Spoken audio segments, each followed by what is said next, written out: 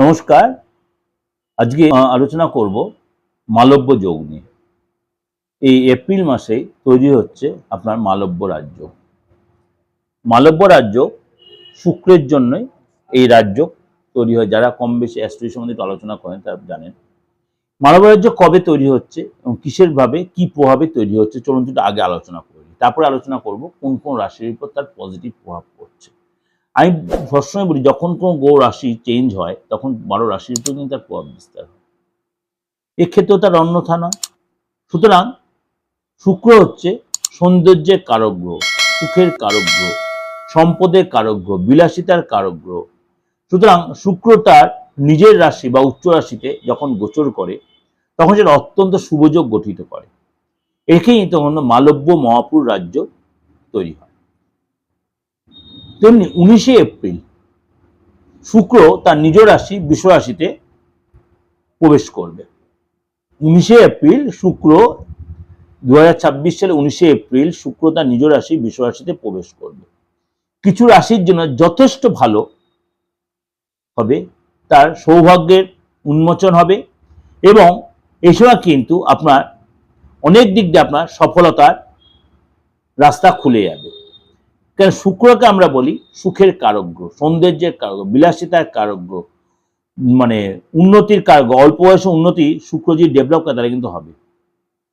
তাই 19শে এপ্রিল শুক্র যখন তার নিজ রাশি বৃষ রাশিতে প্রবেশ করছে তখন আপনার রাশির জন্য কিন্তু যথেষ্ট সুপ্রভাব নিয়ে আসছে।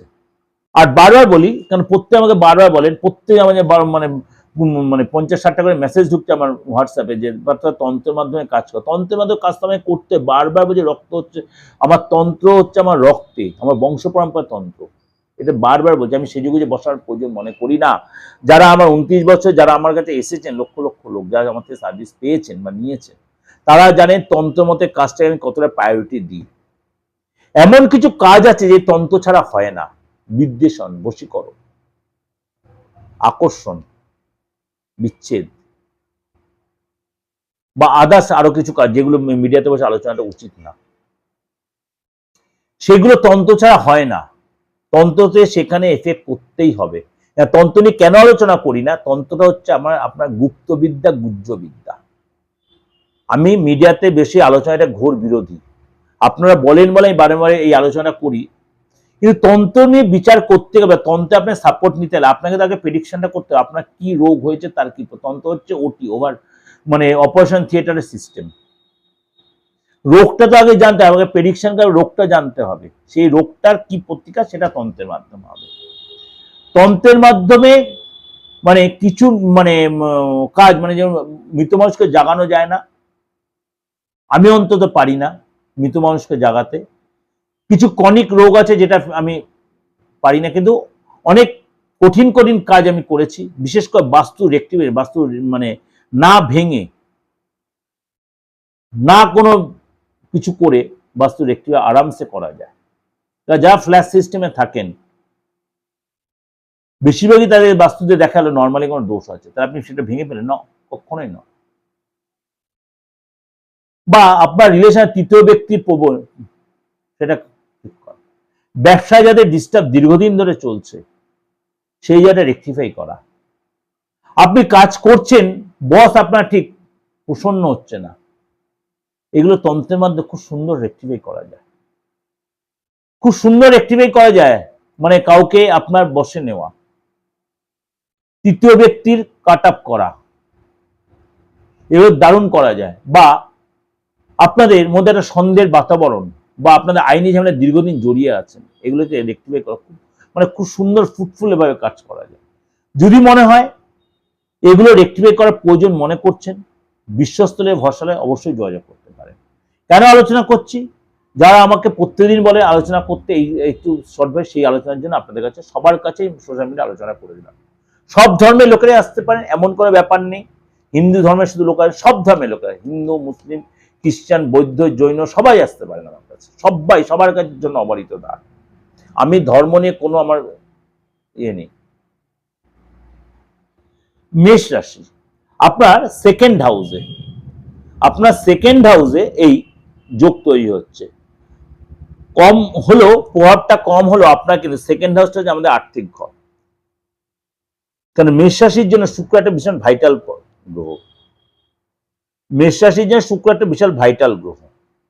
সুতরাং আপনার যদি বাচ্চাতে শুক্রের সিচুয়েশন ভালো থাকে আর এই মালব্য যোগের কারণে আপনার জন্য কিন্তু মানে যথেষ্ট পাওয়ারফুল এই যোগ তৈরি হবে। আপনার আর্থিক যা ডেভেলপ হবে, আপনার প্রেমের যে জায়গাটা ডিস্টার্ব চলছিল সেটা ঠিক হয়ে যাবে, বা নতুন জীবনে প্রেম আসতে পারে, কাউকে ভালো লাগতে পারে, আপনার প্রেমিক বা প্রেমিকার সাথে অনেকে সময় কাটাতে পারেন, যে বন্ডিং এর অভাব ছিল সেটা ঠিক হবে, লোকের কাছে আপনি ভালোবাসার পাত্র হবেন বা পাত্রী হবেন, আপনি ক্রিয়েটিভ জগতে সেখানে আপনি সাকসেস পাবেন।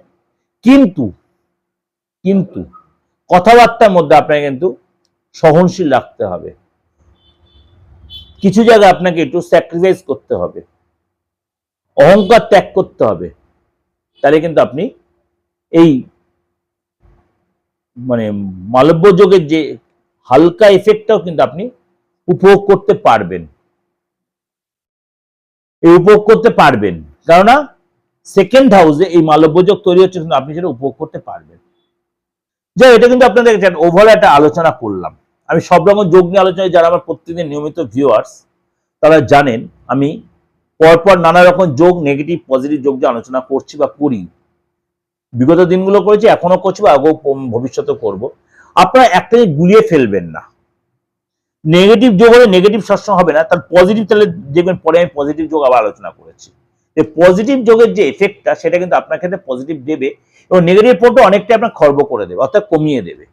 ভয় পাওয়ার কিছু নেই, ঘাবড়ে যাওয়ার কিছু নেই। নেগেটিভ জন্য কেন আলোচনা করি, আপনারা অনেকটা বেশি ওয়াকিবল হয়ে যাবেন, সতর্ক হয়ে যাবেন, সংযত হয়ে যাবেন, এবং অ্যাস্ট্রোলজির সম্বন্ধে আরো বেশি আপনার ভালো ধারণা। যদি কখনো দেখছেন নেগেটিভ যোগের কারণে আপনার নেগেটিভ প্রভাব পড়ছে, আপনি ভাববেন যে এটা তো ঠিকই পাত্রদা বলেছিল, ঘাবড়ে যাবেন না। দেখবেন সেটা সাময়িক হলেও ভালোটার জন্য আপনার পজিটিভ অনেকটাই আপনার মেনটেন হয়ে যাবে, ব্যালেন্স হয়ে যাবে। কিন্তু অ্যাস্ট্রোলজি হচ্ছে সম্পূর্ণ যে অঙ্কের মতো, খুব ইন্টারেস্টিং সাবজেক্ট। যখন একাধিক গ্রহ ট্রানজিট হচ্ছে, একাধিক গ্রহে একই রকম প্রভাব হবে। যখন জুতি তৈরি, তখন একাধিক জুতি তৈরি হচ্ছে, তখন একাধিক জুতি একই রকম প্রভাব হবে। তো সেটার সাথে আরেকটার সাথে একটা গুলিয়ে ফেলবেন না, তাহলে নিজে কনফিউজড হবেন না। প্রত্যেক শুনবেন, দেখুন খুব মজা পাবেন, আনন্দ পাবেন, উপভোগ করতে পারেন স্টোরিটাকে। আপনার রাশি সেই খারাপটার মধ্যেই পড়ে, তাহলে ভালোটাও আপনার যে পরে শুনছে তখন এটা অ্যাডজাস্ট হয়, নিজেই মিলিয়ে দেখবেন অ্যাডজাস্ট হয়ে যায়। বা আপনার রাশি যখন ভালোটা শুনলেন, পরক্ষণ আবার কোনো যে নেগেটিভ সংযোগ আলোচনা করি সেটাও শুনবেন, তাহলে দেখবেন সেখানে আপনার কিছুটা যদি নেগেটিভ ইফেক্ট হয়, দেখবেন ভালোটা দিয়ে অনেকটা ম্যানেজ হয়ে যাচ্ছে। এগুলো আপনাকে ফিল করবেন, তাহলে দেখবেন আপনি মানসিক অনেকটা বেশি ম্যাচিউর হয়ে যাচ্ছেন। কমেন্টস লেখার আগে কমেন্ট সেকশন এগুলো একটু ভেবে চিন্তে নেবেন, দেখবেন নিজে অনেক কিছু উপভোগ করছেন। যাই হোক, ভালো লাগবে নিশ্চয়ই, আলোচনা ভালো লাগার জন্যই করলাম, বোধগম্য নিশ্চয়ই হবে, একদম জলের মতো তরল করে বললাম। ভালো লাগলে অবশ্যই লাইক করবেন, শেয়ার করবেন, যতবার আপনার আপনজনের মধ্যে শেয়ার করে দেবেন। সবাই শিখুক। অ্যাস্ট্রোলজিটা যে কোনো ভ্রান্ত জিনিস নয় তা না, অ্যাস্ট্রোলজি পুরো যে ম্যাথামেটিক্যাল সম্পূর্ণ সায়েন্টিফিক, সেটা আপনার বাধ্য হবেন বুঝতে, মানতে বাধ্য হবেন। এটার জন্য এত ডিসকাশন করা এই সোশ্যাল মিডিয়ায়।